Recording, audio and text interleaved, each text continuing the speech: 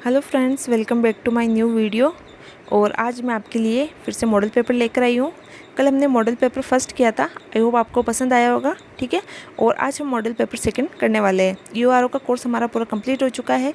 बहुत ही short time में मैंने आपको कोर्स कंप्लीट करवाया है और उम्मीद करती हूँ कि आपको समझ में भी आ गया होगा और याद भी हो गया होगा। ठीक है, तो आज मैं मॉडल पेपर सेकंड लेकर आई हूँ और जितने भी नंबर आपके आते हैं, जो भी मार्क्स आते हैं, कल भी मैंने कहा था, आज भी मैं कह रही हूँ कि आप कमेंट बॉक्स के अंदर अपने मार्क्स बताएं कि आपकी तैयारी कैसी चल रही है। ठीक है, तो चलिए स्टार्ट करते हैं आज का मॉडल पेपर सेकंड।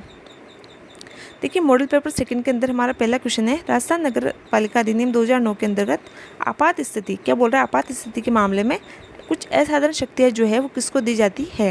यानी कि किसी भी प्रकार की कोई भी महामारी हो या किसी भी प्रकार की कोई आपात स्थिति हो, उसमें कुछ एक्स्ट्रा ऑर्डिनरी पावर्स जो होती है वो किसको दी जाती है। तो किसको दी जाएगी, जिलाधीश को दी जाती है। ठीक है, नेक्स्ट क्वेश्चन हम देखते हैं, इसको थोड़ा बड़ा कर लेते हैं। नेक्स्ट क्वेश्चन है नंबर 2। नंबर 2 क्या कहता है कि राजस्थान नगरपालिका एक्ट 2009 के संदर्भ में नगर निगम की तकनीकी सेवाओं, यानी कि नगर निगम की जो तकनीकी सेवाओं के काम है उनको करने वाले जो अधिकारी है उनको ये काम वितरण कौन करता है, यानी कि उनको अधिकारियों को वितरित करने का अधिकार किसको दिया गया है। तो ये दिया गया है नगर निगम के जो आयुक्त होते हैं, वो तकनीकी सेवाओं संबंधी काम जो है वो संबंधित अधिकारियों को वितरित करते हैं। ठीक है, नेक्स्ट क्वेश्चन देखते हैं हम। नेक्स्ट क्वेश्चन है हमारा, जिस व्यक्ति ने अपने स्वयं की भूमि पर कोई कॉम्प्लेक्स, बहुत इजी क्वेश्चन है कि जिसने अपने स्वयं की भूमि पर कोई कॉम्प्लेक्स निर्मित किया वो क्या कहलाता है। तो देखिए, वो विकासकर्ता भी कहलाता है क्योंकि विकास कर रहा है, और भवन उसका खुद का भूमि है, खुद का भवन है, तो भवन निर्माता भी कहलाता है। तो दोनों ही इसका आंसर हो जाएगा। ठीक है, नेक्स्ट क्वेश्चन देखते हैं। नगर पालिका अधिनियम 2009 की धारा 6, जैसे ही मैंने बोला धारा 6 तो आपके दिमाग में एकदम से आ जाना चाहिए 6 से संरचना। 6 से क्या है, संरचना, यानी कि नगर पालिका की संरचना किसमें, धारा 6 के अंदर।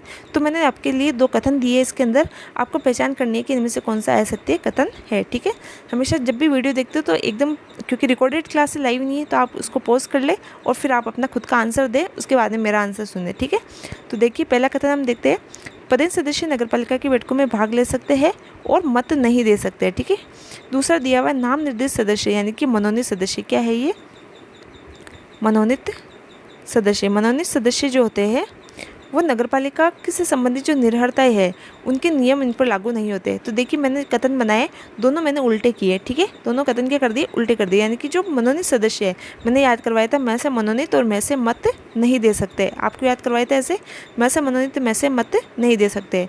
और जो पदेन सदस्य होते हैं, क्योंकि वो पहले से ही किसी पद पर होने के कारण नगरपालिका के सदस्य है। ठीक है, जैसे एमएलए है, एमपी है, तो वो पहले से जिस पद पर है उस पर उन्हीं के नियम लागू होते हैं, नगरपालिका के नियम उन पर लागू नहीं होते। ठीक है, तो याद रखना आपको, पदेन पर नगरपालिका के निर्भरताएं नियम लागू नहीं होते। और जो मनोनीत सदस्य बैठकों में भाग तो ले सकते हैं लेकिन मत नहीं दे सकते। ठीक है, पूछा हमसे असत्य कथन है, तो दोनों ही क्या है, असत्य कथन है। ठीक है, नेक्स्ट क्वेश्चन देखते हैं, क्वेश्चन नंबर 5।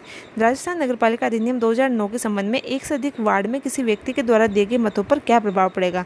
कहना क्या चाह रहा है कि अगर कोई व्यक्ति है वो एक से अधिक वार्ड से अगर मतदान करता है तो उस पर क्या प्रभाव पड़ेगा। तो देखिए, कोई व्यक्ति है एक से अधिक वार्ड से, ना तो वो वोटर लिस्ट में नाम जुड़वा सकता है और ना ही मतदान कर सकता है, फिर भी अगर वो मत देता है तो उसके मत क्या माने जाएंगे, शून्य माने जाएंगे। ठीक है, नेक्स्ट क्वेश्चन देखते हैं। राजस्थान नगर पालिका अधिनियम 2009 की धारा 5 के अनुसार नगर निकायों के गठन के लिए कौन से आधार सम्मिलित नहीं है। यानी कि इनमें से कौन से आधार जो है 5 के अंदर जो नगर पालिकाओं का गठन दे रखा है उसमें सम्मिलित नहीं है। तो देखिए, वृद्ध शहरी क्षेत्र नगर निगम के लिए 10 लाख से या अधिक क्षेत्र की जनसंख्या होनी चाहिए। लघु शहरी नगर परिषद के लिए 5 लाख या 10 लाख तक की जनसंख्या होनी चाहिए। और संक्रमणशील यानी कि नगर पालिका के लिए 1 लाख या उससे अधिक जनसंख्या होनी चाहिए। क्या ये सत्य है, तीनों ही कथन क्या है, असत्य है। कैसे, देखिए, जो 10 लाख, इसमें नगर पालिका, सबसे पहले हम नगर पालिका की देखते हैं। तो मैंने आपको बताया था पहले 20,000 थी, वर्तमान आपको याद रखना है 10,000 से लेकर 1 लाख तक की जनसंख्या होनी चाहिए। फिर है नगर परिषद, तो नगर परिषद के अंदर 1 से लेकर 5 लाख तक की जनसंख्या होनी चाहिए।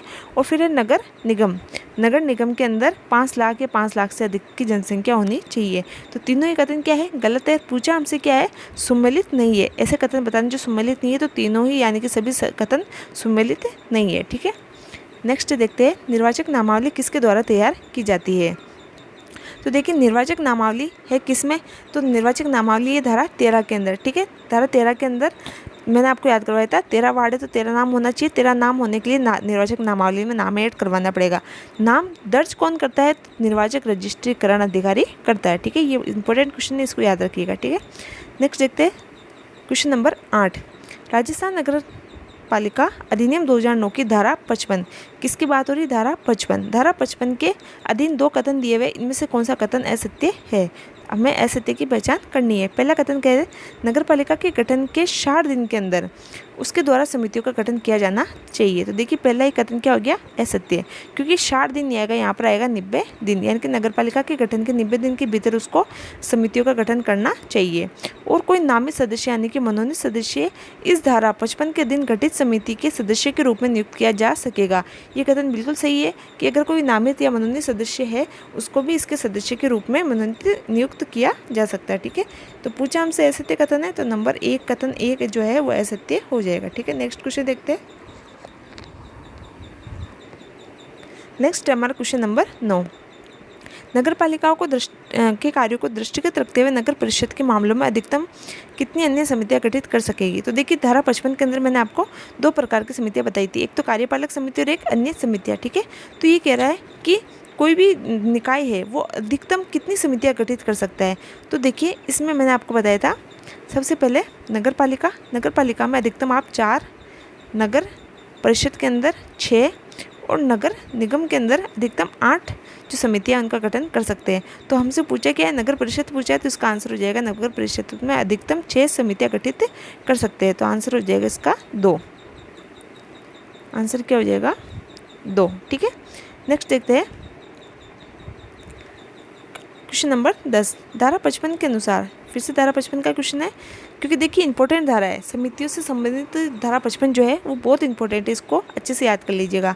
धारा 55 के अनुसार कार्यपालक समिति, मैंने अभी बताया 2 प्रकार की समितियाँ, कार्यपालक समिति और कुछ दूसरी में अन्य समिति आती है। ठीक है, तो कार्यपालक समिति जो है उसमें सदस्य संख्या निर्धारित है। ठीक है, अधिकतम कितने सदस्य हो सकते हैं, अधिकतम पूछा है इसके अंदर। ठीक है, तो मैंने आपको बताया था कि तीनों निकाय जो है नगर परिषद, नगर पालिका और नगर निगम, इसके अंदर अधिकतम 10 सदस्य हो सकते हैं। तो आंसर क्या हो जाएगा? 10। ठीक है, नेक्स्ट है धारा 71। धारा 71 के अंदर प्रावधान है, तो धारा 71 के अंदर कल भी इस धारा का उल्लेख आया था, भूमि आवंटन और भूमि के नियमन संबंधी प्रावधान है, तो दोनों ही आंसर हो जाएगा इसका। ठीक है, आंसर नंबर 3। 12 है, क्वेश्चन नंबर 12 क्या कहता है कि अत्यावश्यक यानी कि बहुत ही अति आवश्यक कोई स्थिति आ जाती है तो अध्यक्ष न्यूनतम कितने घंटों की सूचना देकर मीटिंग बुलवा सकता है? तो कोई भी अति आवश्यक स्थिति आ जाती है तो अध्यक्ष जो है वो 48 आवर्स यानी कि 2 दिन पूर्व की सूचना देकर बैठक बुलवा सकता है। 2 दिन पूर्व यानी कि 48 घंटे की सूचना देकर मीटिंग बुलवा सकता है। नेक्स्ट क्वेश्चन है 13। राजस्थान नगर पालिका अधिनियम 2009 की धारा 68 के, देखिए इंपॉर्टेंट है, धारा कौन सी? 68 के। इसके अनुसार नगर पालिका में निहित किसी भी भूमि को किसी भी समय राज्य सरकार क्या कर सकती है? राजपत्र में सूचना प्रकाशित करके उसको सौंप सकती है, यानी कि किस किस को वो सौंप सकती है नगर पालिका की भूमि को? तो वो जेडी यानी कि नगर विकास प्राधिकरण को सौंप सकती है, यूआईटी मतलब कि नगर सुधार न्यास को सौंप सकती है, या अन्य किसी विभाग को सौंप सकती है राजपत्र में प्रकाशित सूचना के द्वारा। तो आंसर इसका उपरोक्त सभी हो जाएगा। ठीक है, नेक्स्ट हम देखते हैं क्वेश्चन नंबर 14। क्वेश्चन नंबर 14 क्या कहता है कि राजस्थान नगर पालिका अधिनियम 2009 की धारा 77 के अंतर्गत राज्य वित्त आयोग की सिफारिशों पर विचार करने के पश्चात राज्य सरकार निम्न में से किस किस का अवधारण कर सकेगी? सबसे पहले तो जो सिफारिश करती कौन है वित्त संबंधी? तो वित्त आयोग करती है। ठीक है, वित्त आयोग किसको अपनी सिफारिशें सौंपती है? तो राज्य सरकार को सौंपती है। और ये कौन कौन सी सिफारिशें सौंपती है? तो इसमें आ जाएगी कि करों, शुल्कों, पथकर, फीस और शुद्ध आगमों के नगरपालिका को न्यायगमन करना, कर, शुल्क, पथकर और फीसों का नगरपालिका को समुदेशन करना और राज्य की संचित निधि में से नगरपालिका को अनुदान की मंजूरी करना। ये सभी सिफारिशें किसको सौंपती है? राज्य वित्त आयोग राज्य सरकार को सौंपती है। तो उपरोक्त सभी इसका आंसर हो जाएगा। धारा कौन सी है? 77। ठीक है, नेक्स्ट हम देखते हैं धारा 15। Question number 15। क्वेश्चन नंबर 15 क्या कहता है? नगर पालिका अधिनियम 2009 के अंदर नगर पालिका निधि की व्यवस्था किस धारा के अंदर है? नगर पालिका निधि की व्यवस्था। तो ये इंपॉर्टेंट चीज़ें आपको याद रखनी है कि एक सेकेंड, धारा कौन सी है? धारा 79, धारा 79 के अंदर नगर पालिका निधि। जब मैंने पढ़ाया था तब भी मैंने कहा था कि इस धारा को याद रखना है। सीधा क्वेश्चन आ सकता है कि नगर पालिका निधि की व्यवस्था किस धारा में है, तो धारा 79 के अंदर नगर पालिका निधि की व्यवस्था है, धारा 79 के अंदर। ठीक है, नेक्स्ट क्वेश्चन हम देखते हैं 16, नगर पालिका के आंतरिक राजस्व में निम्न में से क्या शामिल होगा। तो जो नगर पालिका का आंतरिक राजस्व है, नगर पालिका का आंतरिक राजस्व, इसमें क्या शामिल होगा, तो देखिए नगर पालिका के द्वारा वसूले गए कर, उपभोक्ता प्रभार और कानूनी कार्यों के अनुपालन के लिए वसूले गए जुर्माने, तो ये सभी नगर पालिका उपयुक्त सभी जो है नगर पालिका के आंतरिक राजस्व में जमा होंगे। ठीक है, नेक्स्ट क्वेश्चन देखते हैं, राज्य वित्त आयोग द्वारा की गई सिफारिशों का क्रियान्वयन किया जाता है, यानी कि राज्य वित्त आयोग जो है उसके द्वारा जो सिफारिशें की जाती है, मैंने अभी थोड़ी देर पहले ही आपको बताया कि राज्य वित्त आयोग जो वित्त संबंधी सिफारिशें वो किसको करता है, तो राज्य सरकार को करता है। ठीक है, और फिर राज्य सरकार इसको नगर पालिका के समक्ष रखती है। ठीक है, नेक्स्ट है अतिरिक्त धन का विनियोग करने संबंधी प्रावधान किस धारा के अंदर है, तो जो अतिरिक्त विनियोग है, अतिरिक्त धन का विनियोग जो है उससे संबंधित प्रावधान जो है वो धारा 86 यानी कि 86 के अंदर अतिरिक्त धन का विनियोग। मैंने बताया कि जो शेष धन है उसको, जो नगर पालिका जो शेष धन बच जाता है, जो लेखाओं से संबंधित अतिरिक्त धन बच जाता है, उसका किस किस में निवेश कर सकती है, उसका प्रावधान है धारा 86 के अंदर। ठीक है, नेक्स्ट क्वेश्चन हम देखते हैं क्वेश्चन नंबर 19, निम्न में से नगर पालिका निधि में जमा होगा, यानी कि नगर पालिका निधि किस में है, तो नगर पालिका निधि अभी मैंने आपको थोड़ी देर पहले बताया था 79 के अंदर। और इस नगर पालिका निधि के अंदर क्या क्या जमा हो सकता है उससे संबंधित देखते हैं। पहला तो है नगर पालिका के द्वारा वसूला गया और वसूल करने योग्य धन नगर पालिका निधि में जमा होगा, और नगर पालिका के द्वारा अन्यथा प्राप्त कोई भी धन है, चाहे वो अनुदान के द्वारा राज्य सरकार से प्राप्त हो या वसूला गया जुर्माने किसी भी प्रकार का धन है, वो नगर पालिका निधि में जमा होगा। तो ए और बी दोनों इसका आंसर हो जाएगा। ठीक है, नेक्स्ट क्वेश्चन हम देखते हैं क्वेश्चन नंबर 20, कतिपय जानकारियाँ देने और उन्हें देने में विफल रहने के परिणाम संबंधी प्रावधान, यानी कि मैंने आपको बताया था कि एक अधिकारी होता है, ठीक है, एक निरीक्षण अधिकारी नियुक्त होता है। ठीक है, और उस निरीक्षण अधिकारी जो होता है उसको कुछ जानकारी चाहिए होती है, तो जो भूमि का स्वामी होता है उससे वो जानकारियाँ प्राप्त कर सकता है, किससे, 113 के अंतर्गत, है ना। निरीक्षण अधिकारी की नियुक्ति तो क्या है 113 के अंदर, और वो जानकारियाँ प्राप्त करने के योग्य होता है, वो जानकारियाँ प्राप्त करता है किससे, स्वामी से वो जानकारियाँ देने के लिए कहता है। अगर वो या तो गलत जानकारी दे दे या देने में विफल रहता है तो इसका प्रावधान किस में है, धारा 114 के अंदर इसका प्रावधान है। ठीक है, धारा 114 आपको याद रखनी है। फिर है क्वेश्चन 21, धारा 132 के तहत महिलाओं के कमरे में प्रवेश करने है तो कितने समय पहले नोटिस देना होगा। देखिए मैंने आपको बताया था कि अगर आप किसी स्वामी है तो आप उसके घर में प्रवेश कर सकते हैं, ठीक है, ये आपका अधिकार है। लेकिन आप कोई भी महिला का कमरा है उसमें प्रवेश करने से पूर्व आपको 3 घंटे पहले आपको नोटिस देना होगा, ताकि वो महिला जो है अपना सामान वगैरह अरेंज करके बाहर निकाल सके। ठीक है, तो ये क्वेश्चन आपको याद रखना है। ठीक है, ये थोड़ा इंपॉर्टेंट क्वेश्चन लगा मुझे। नेक्स्ट देखते हैं क्वेश्चन नंबर 22, प्रत्येक वारंट किसके द्वारा हस्ताक्षरित और जारी किया जाता है। तो जब मैंने आपको बताया था वारंट जारी करना, तो कर्ता किसके द्वारा हस्ताक्षरित होता है, तो ये सीएमओ कौन है, हमारा सीएमओ जो होता है मुख्य नगर पालिका अधिकारी, उसके द्वारा हस्ताक्षरित और जारी किया जाता है। ठीक है, नेक्स्ट हम क्वेश्चन देखते हैं, वारंट को निष्पादित करने की रीति।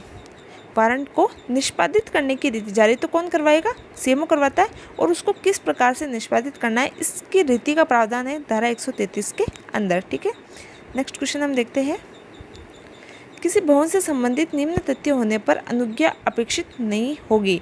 यानी कि कोई भवन है, ठीक है, कुछ ऐसे भवन होते हैं कि उससे संबंधित आपको अनुमति लेना आवश्यक है, लेकिन कुछ ऐसे भवन भी हो सकते हैं जिसकी अनुज्ञा यानी कि आज्ञा लेना अपेक्षित नहीं, यानी कि उसकी आज्ञा लेना आपका आवश्यक नहीं है।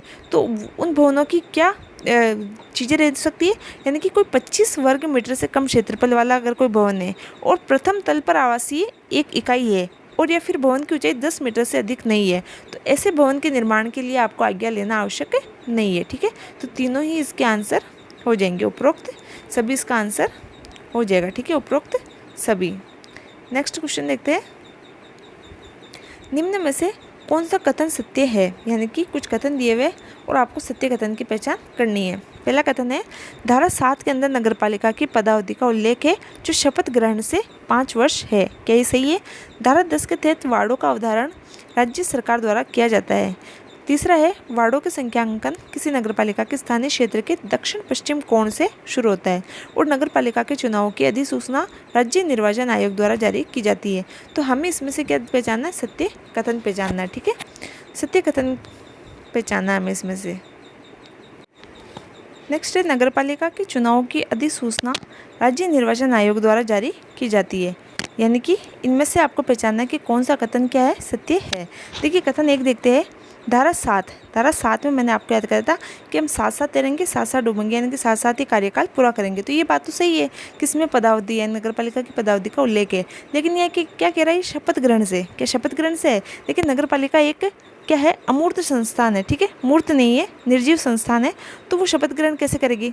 जरा सोचिए, शपथ ग्रहण करेगा कौन? जो सजीव होगा, यानी कि नगरपालिका के सदस्य करेंगे। ये कह रहा है नगरपालिका की पदावधि बोल रहा है ये। ठीक है, तो नगरपालिका की पदावधि जो होगी वो बैठक से, कौन सी? प्रथम बैठक से।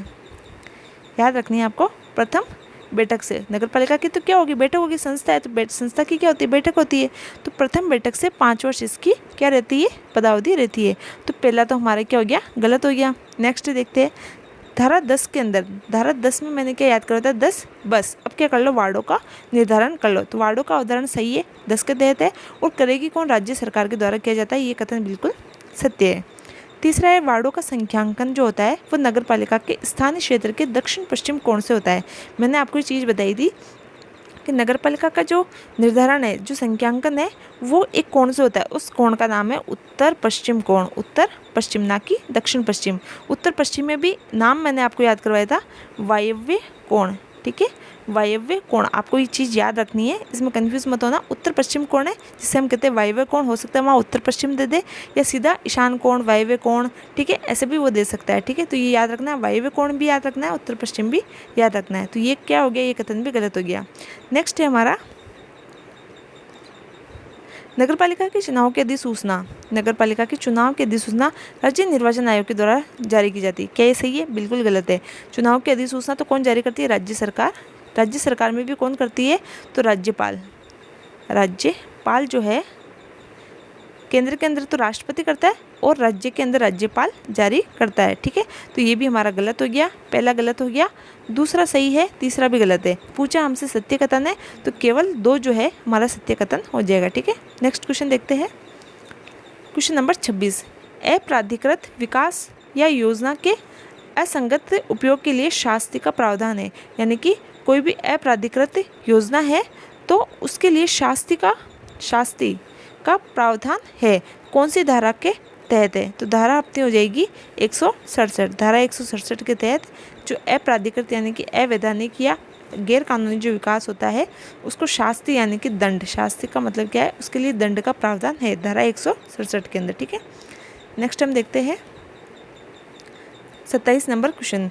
अन्य व्यक्ति की भूमि पर, चलो ये तो बहुत आपको अच्छे से याद हो गया होगा मेरे हिसाब से, जिसने मुझसे पढ़ाया ना, इनको 205, 206 और 207 और फिर इन तीनों का मिक्स करके 221, जिसे मुझसे पढ़ाया ना, कम से कम इनको ये 4 धाराएं तो वो बिल्कुल नहीं भूलेंगे, एग्जाम में भी नहीं भूलेंगे, पक्का है। ठीक है, तो चलिए देखते इसमें क्या रहा है कि अन्य व्यक्ति की भूमि पर से उसकी नाली, यानी कि कोई व्यक्ति है जो भवन निर्माण कर रहा है, उसके सामने उसको नगरपालिका की नाली से अपनी नाली जोड़नी है। ठीक है, तो अगर वो नाली निकालेगा तो सामने खाली प्लॉट है, उसमें से अगर उसको नाली निकालनी है, उस खाली प्लॉट में किसका मकान बना हुआ है, उसकी नाली से अपनी नाली जोड़नी है, तो उसका नाली ले जाने का जो अधिकार है वो किस धारा के तहत है, ये पूछ रहा है। तो ये किसमें 205 के अंदर है। 206 में क्या है, वो नाली ले जाने में कम से कम समय करेगा, और 207 में क्या है कि उस नाली, जिस भवन से नाली ले जा रहा है उस पर उस स्वामी को भवन बनाने का अधिकार है। ठीक है, फिर 221 में इन तीनों की मिक्स चीज़ें हैं।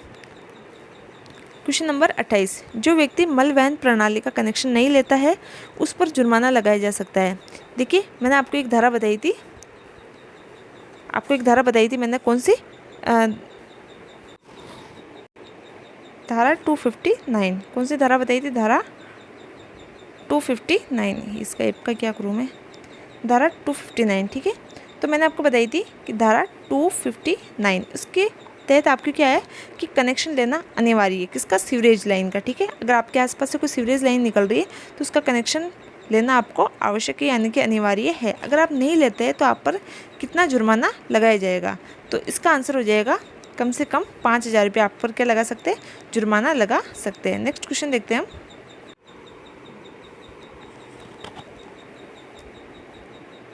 नेक्स्ट है हमारा 29 नंबर क्वेश्चन। राजस्थान नगर पालिका अधिनियम 2009 के अंतर्गत किस धारा में निवारक निरीक्षण, मैंने आपको इसको रिलेट करके बताता है, जो निवारक निरीक्षण के अंतर्गत जो निवारक नज़रबंदी होती है उसको रिलेट किया था मैंने, कि जैसे निवारक नज़रबंदी में किसी को भी गिरफ्तारी का वारंट देना आवश्यक नहीं है, तो वैसे ही निवारक निरीक्षण के तहत आप किसी भी भवन के अंदर प्रवेश कर सकते हैं। ठीक है, आपको किसी भी प्रकार की अनुमति नहीं लेनी होती है। ठीक है, तो ये पूछ रहा है कि निवारक जो निरीक्षण है ये किस धारा के अंतर्गत है? तो ये किस धारा के अंतर्गत है? धारा 293 के अंतर्गत है। ठीक है, इसमें आपके तीन धाराएं बताई थी जो प्रवेश से संबंधित थी। कौन कौन सी धाराएं है? पहली थी 292, पहली तो कौन सी थी? 292, उसमें मैंने आपको बताया था कि जो एक्ट है 2009 का जो एक्ट है उसके प्रायोजन को लेकर आप उसमें एंट्री कर सकते हैं। ठीक है, उसका जो एक्ट है उसके प्रायोजन को लेकर चेक करने के लिए एंट्री कर सकते हैं। और एक 293 मैंने आपको बता दिया निवारक निरीक्षण के तहत, और एक है 294 के अंदर मैंने आपको बताया था कि आप तलाशी के लिए भी किसी के घर में प्रवेश कर सकते हैं। ठीक है, नेक्स्ट हम देखते हैं क्वेश्चन नंबर 30। क्वेश्चन नंबर 30 हमारे क्या कहता है कि नगरपालिका अधिनियम 2009 के अंतर्गत किस धारा में वर्षा जल के लिए द्रोणी या पाइप संबंधी व्यवस्था करने का उल्लेख है? ये भी आपको बहुत अच्छे से याद हो गया होगा, क्योंकि ये मैंने आपको बार बार बताया कि 235 धारा 235 के अंदर जो है प्रत्येक घर के अंदर, ठीक है, प्रत्येक घर के अंदर वर्षा जल के निकासी के लिए द्रोणी या पाइप लगाना अनिवार्य है। ठीक है, ये अनिवार्य चीज़ है।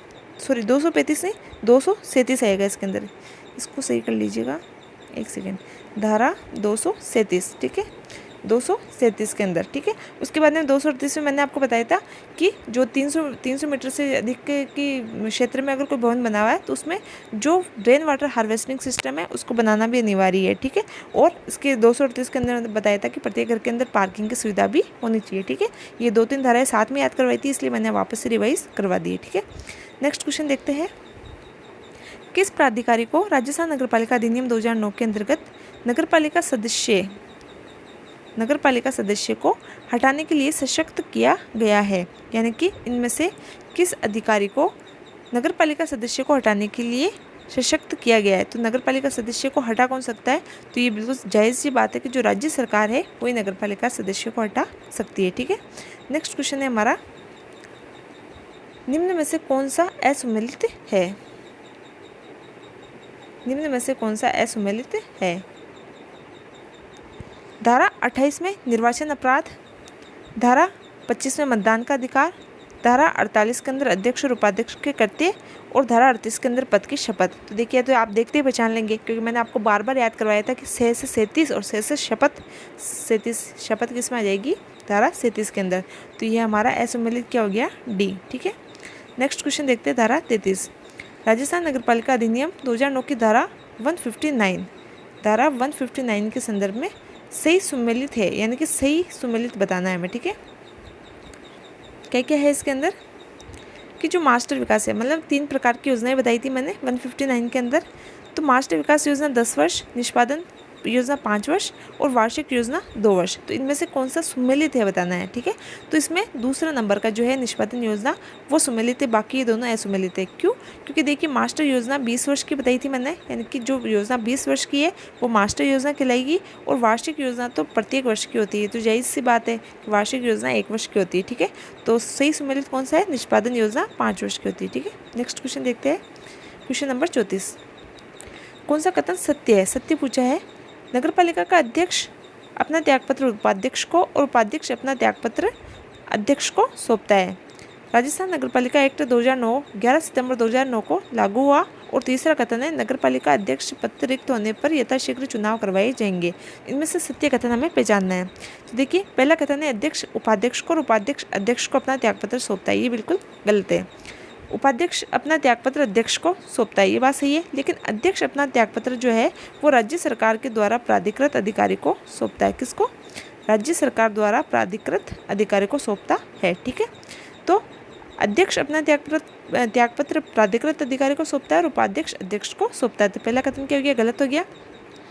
दूसरा कथन है कि नगरपालिका एक्ट 2009 जो है 11 सितंबर 2009 को लागू हुआ, ये भी गलत हो गया, क्योंकि 11 सितंबर 2009 को तो क्या हुआ था, प्रकाशन हुआ था। क्या हुआ था, प्रकाशन हुआ था। ठीक है, प्रकाशन हुआ था।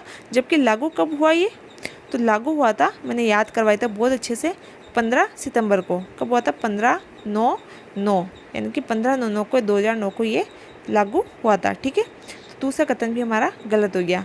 तीसरा कथन है, देखिए थोड़ा सा गलत टाइपिंग हो गया। तीसरा कथन कहता है कि अध्यक्ष पद रिक्त होने पर यथाशीघ्र चुनाव कराए जाएंगे, ये भी गलत हो गया। यथाशीघ्र नहीं लिखा, वहाँ पर साफ साफ लिखा हुआ है कि 6 माह के भीतर अध्यक्ष पद खाली है, तो 6 माह के भीतर आपको चुनाव करवाने होंगे। तो ये कथन भी क्या हो गया, गलत हो गया। तो पूछा हमसे सत्य कथन है, तो इसका आंसर हो जाएगा कोई नहीं, इनमें से कोई भी सत्य नहीं है। ठीक है, ये याद रखना आप। क्वेश्चन नंबर 35 क्या कहता है, राजस्थान नगरपालिका एक्ट 2009 की धारा 49 में क्या है, सीएमओ के कर्तव्य और कार्य है। तो कौन सा कथन सत्य है, सत्य पूछा है। मुख्य नगरपालिका अधिकारी यानी कि जो सीएमओ है, सीएमओ जो है वो सभी अभिलेखों के अभिरक्षा और रखरखाव के लिए उत्तरदायी, बिल्कुल सही बात है। धारा 49 में सीएमओ के कार्यों और शक्तियों को लेकर ये भी बिल्कुल सही है। और मुख्य नगरपालिका अधिकारी के सीएमओ नगरपालिका की बैठकों में विचाराधीन किसी विषय पर स्पष्टीकरण दे सकता है, बिल्कुल सही है, लेकिन मत नहीं दे सकता, ये कथन भी सत्य है। तो तीनों ही कथन क्या है, इसमें सत्य है।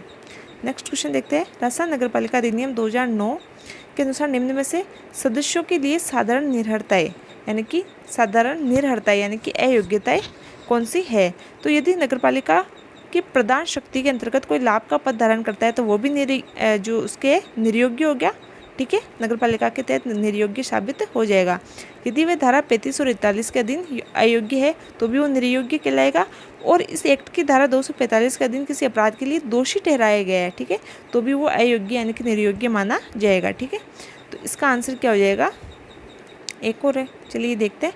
27 नवंबर 1995 के बाद 2 संतान हो, ठीक है, ये भी सही है कि 27 नवंबर 1995 के बाद अगर आपके दो संतान हो, नहीं 2 संतान से अधिक हो, इसको थोड़ा सा करेक्शन कर लीजिएगा, 2 संतान से अधिक है तो वो क्या माना जाएगा, निर्योग्य माना जाएगा। तो नंबर 1, 2 और 3 जो है वो सही है। लेकिन देखिए इसमें थोड़ी सी मिसप्रिंट हो गई थी, यहाँ पर अधिक आएगा, तो इसको आप ऐसे याद रख लीजिएगा, 1, 2, 3, 4 चारों ही क्या है, कथन सत्य है। ठीक है, नेक्स्ट देखते हैं क्वेश्चन नंबर 37, नगरपालिका के परिसीमन के संबंध में सत्य कथन है। सत्य कथन क्या है, परिसीमन के उल्लेख अध्याय 3 की धारा 2 में है। नहीं, ये क्वेश्चन तो गलत हो गया, क्योंकि ये तो उल्टा है। अध्याय कौन सा है, 2, और अध्याय 2 की धारा 3 के अंदर परिसीमन का उल्लेख है। ठीक है, पहला कथन गलत हो गया। दूसरा है परिसीमन के पश्चात नगरपालिका की सीमाओं में परिवर्तन, यानी कि नगरपालिका की सीमाओं में परिवर्तन कह रहा है। ठीक है, ना तो नई नगरपालिका गठन की बात कर रहा है, ना पुरानी की समाप्ति की बात कर रहा है, ना एक का दूसरे में विलय की बात कर रहा है। ठीक है, ये किसकी बात कर रहा है, सीमाओं में परिवर्तन। और मैंने आपको स्पेशली नोट लिखवाया था कि सीमाओं में परिवर्तन कौन कर सकता है, तो कलेक्टर। किसके अनुमोदन से करेंगे, कलेक्टर के अनुमोदन से करेंगे। करेगा तो कौन, नगरपालिका करती है, लेकिन अनुमोदन किसका चाहिए, कलेक्टर का चाहिए। ठीक है, ये आपको याद रखना है। फिर नेक्स्ट, किसी क्षेत्र में नगरपालिका घोषित की जाए तो 6 माह के भीतर चुनाव करवाए जाएंगे। ये भी बात सही है कि अगर किसी क्षेत्र को नगरपालिका घोषित कर दिया है तो 6 माह के भीतर वहाँ पर चुनाव कराने आवश्यक है। जब कोई क्षेत्र नगरपालिका नहीं रहता है, ठीक है, समाप्त हो जाता है, तो उसके अधिकार, दायित्व और निधि राज्य सरकार के हो जाएंगे। ये कथन भी बिल्कुल सही है। तो देखा जाए चारों ही कथन क्या है, बिल्कुल सत्य है। तो इसका आंसर हो जाएगा सभी सुमेलित है। ठीक है, नेक्स्ट क्वेश्चन देखते हैं हम। राजस्थान नगरपालिका सामग्री क्रय और निविदा संविदा रूल 1974 के अंतर्गत निविदा खोलकर कार्यादेश जारी कर 50 लाख तक की लागत का कार्य कितने समय में पूरा किया जाना चाहिए। सॉरी, देखिए मैंने आपको एक चीज़ लिखवाई थी, इसके अंदर है 50 लाख तक की, यानी कि मैंने आपको लिखवाया था 10 लाख से 50 लाख तक के जो कार्य है वो 4 महीने में पूरा किया जाने चाहिए। ठीक है, नेक्स्ट क्वेश्चन देखते हैं। राजस्थान नगरपालिका समिति और शक्तियाँ और कर्तव्य रूल 2009 के अंतर्गत जो रूल 4 है, ठीक है, 2009 के जो रूल 4 नंबर 4 का जो रूल है उसमें वित्त समिति का उल्लेख है। उसके संबंध में कौन सी चीज़ें सत्य है, तो मैंने उसमें बताया था कि जो वित्त समिति है उसमें आपको इतना याद रखना है कि बस जो कर से संबंधित कार्य वो सब वित्त समिति करती है। तो इसमें करारोपण और उनकी अपीलें भी कौन करेगी, वित्त समिति करेगी। ठीक है, और करों की वसूली और नगर पालिका में बजट प्रस्तुत करना और उसमें परिवर्तन करना, ये सब कार्य कौन करती है? वित्त समिति करती है। ठीक है, नेक्स्ट क्वेश्चन देखते हैं। क्वेश्चन नंबर 40, अंतिम क्वेश्चन। स्वच्छ भारत मिशन अर्बन के तहत ODF और ODF प्लस का सर्टिफिकेट देने का कार्य कौन से संस्थान करते हैं? जब मैंने आपको अपडेट वाली क्लास करवाई थी तब मैंने बताया था क्वालिटी काउंसिल ऑफ इंडिया यानी कि QCI, quality council of India जो है वो ODF और ODF प्लस के सर्टिफिकेट देने के कार्य करती है। ठीक है, तो आई होप आपको आज का सेशन पसंद आया होगा। ठीक है, पसंद आए तो अपने दोस्तों के साथ लाइक करें, शेयर करें इसको। जिसने अभी तक चैनल सब्सक्राइब नहीं किया तो वो सब्सक्राइब कर ले फटाफट से। ठीक है, और जिसके जितने भी नंबर आए ईमानदारी से कमेंट बॉक्स के अंदर लिख देना। ठीक है, चलिए मिलते हैं नेक्स्ट वीडियो में। Thank you.